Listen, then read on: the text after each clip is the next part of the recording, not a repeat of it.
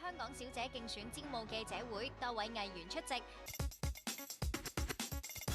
一年一度嘅城中盛事2016香港小姐競選正式啟動，唔知同關禮傑合作，今屆香港小姐仲破天荒請嚟洪永城、王浩信、袁偉豪以及鄭俊弘4位型男擔任宣傳大使，俾咗大家一個驚喜。話到明係宣傳大使，當然要幫手物色有潛質嘅女仔參選港姐啦。呢日 Tony 仲好鬼馬咁同 Louisa 即場示範點樣邀請女仔參加。如果參加咗搖贏咗嘅話呢，除咗可以得到喺娛樂圈入邊嘅好高嘅一啲工作機會啦，同埋最緊要就係你可以揾到好老公。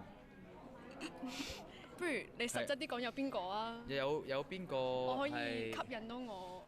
鄭俊弘啦，唱歌好叻嘅，新一代紅星，所有啲主題曲都係佢唱嘅 TVB， 英文又叻，外國讀翻書係啦，身形仲即係又好 fit 嘅，可能 fit 過你而家本身嗰個，咁所以你可以考慮下。了解參選。